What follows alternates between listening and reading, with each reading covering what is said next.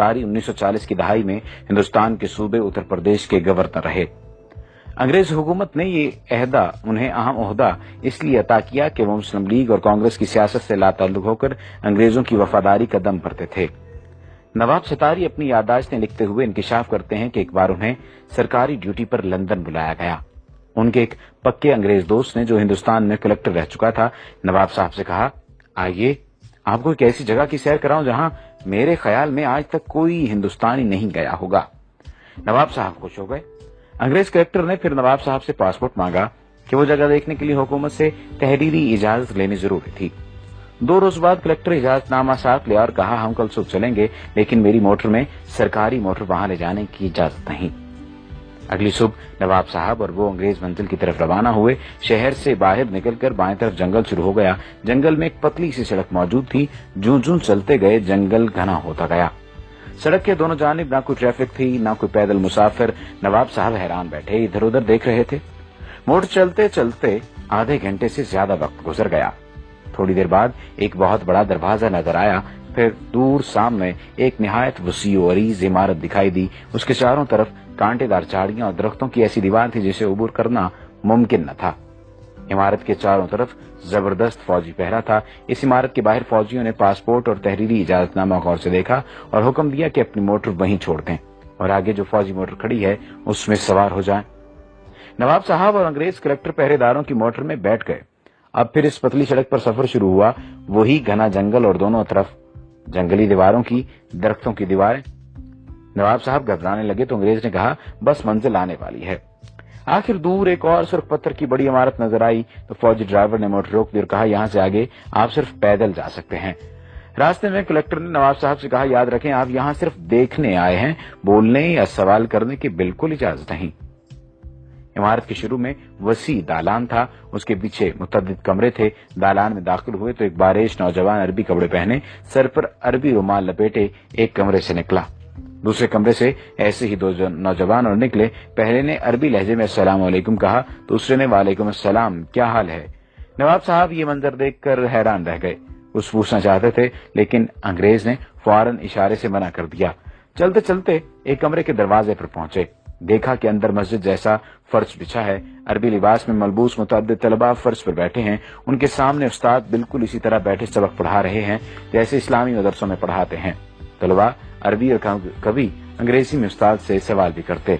नवाब साहब ने देखा कि किसी कमरे में कुरान मजीद पढ़ाया जा रहा है, कहीं किरात सिखाई जा रही है, कहीं तफसीर का दर्स हो रहा है, किसी जगह बुखारी शरीफ का दर्स दिया जा रहा है और कहीं मुस्लिम शरीफ का। एक कमरे में मुसलमानों और मसीहों के दरमियान मुनाजरा हो रहा था। एक और कमरे में फ़क़ही मसाइल पर बात हो रही थी। सबसे बड़े कमरे में कुरान का तर्जुमा मुख्तलिफ जुबानों में सिखाया जा रहा था। उन्होंने नोट किया कि हर जगह बारीक मसले मसाइल पर जोर है, मसलन गुस्ल का तरीका, वुजू, रोजे, नमाज और सजदे साहब के मसाइल, विरासत और रज़ात के झगड़े, लिबास और दाढ़ी की वज़ाक़ता, गा गा कर आयात पढ़ना, गुस्ल खाने के आदाब, घर से बाहर जाना, लौंडी और गुलामों के मसाइल, हज के मनासिक, बकरा दुम्बा कैसा हो, छुरी कैसी हो, दुम्बा हलाल है या हराम, हज और कज़ा नमाजों की बहस, ईद का दिन कैसे तय किया जाए और हज का कैसे, मेज पर बैठकर खाना, पतलून पहनना जायज है या नाजायज, औरत की पाकी और नापाकी के झगड़े, हुजूर की मेराज रूहानी थी या जिस्मानी, इमाम के पीछे सूरह फातिहा पढ़ी जाए या नहीं, तरावी 8 है या 20, नमाज के दौरान वुजू किया जाए तो आदमी क्या करे, वुजू टूट जाए तो आदमी क्या करे, सूद मुफरद जायज है या नाजायज वगैरह। एक उस्ताद ने सवाल किया, पहले अरबी फिर अंग्रेजी में, नहायत चुस्त उर्दू में। जमात अब ये बताए कि नजर बद, तावीज गंडा आसेब का साया बरहक है या नहीं। 35-40 की जमात बैक वक्त बैक आवाज पहले अंग्रेजी में बोली ट्रू ट्रू, फिर अरबी में यही जवाब और फिर उर्दू में। एक तालिब इल्म ने खड़े होकर कहा, अल उस्ताद, नीयत जरूरी है तो मुर्दा लोगों का हज बदल कैसे हो सकता है। यानी अगर हज के लिए नीयत जरूरी है या किसी भी काम के लिए नीयत जरूरी है तो मुर्दा लोगों का हज बदल कैसे हो सकता है।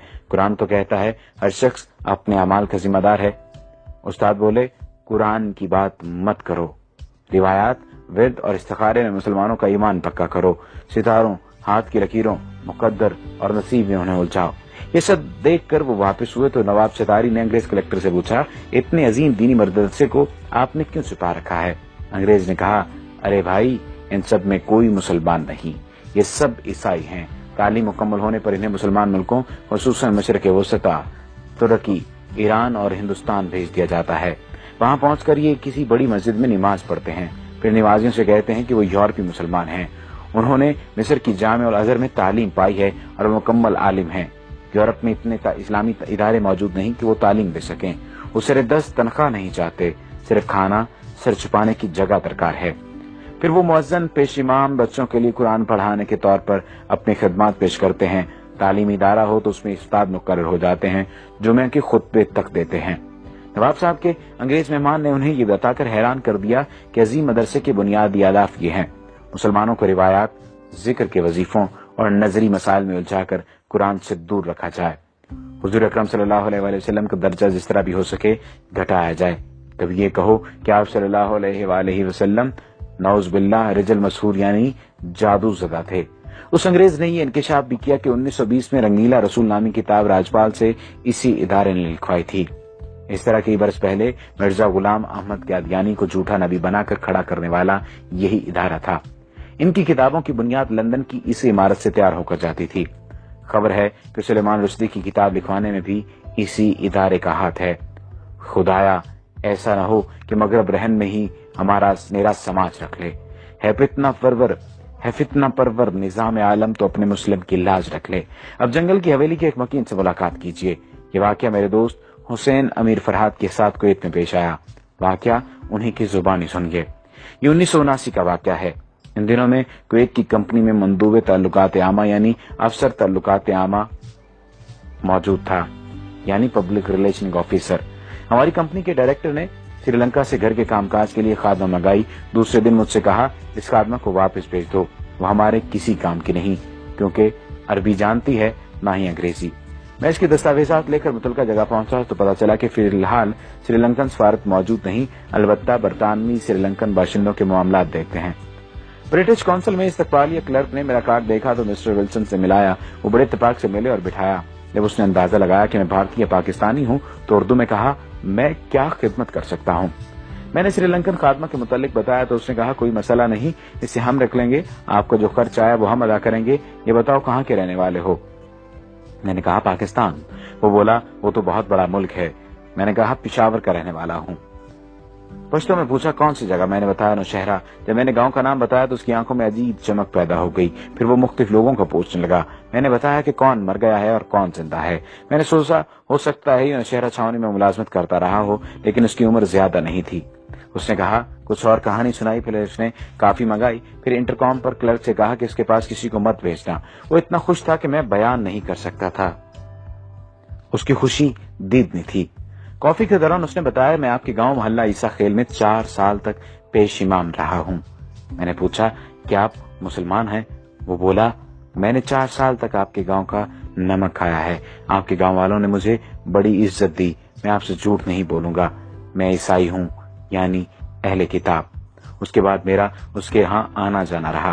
वो मुझे अपना हम वतन समझता रहा और तकरीबन मेरा हम उम्र था। तज्जुब की बात यह है कि वो हमारे यहाँ पाकिस्तान बनने के बाद रहा था।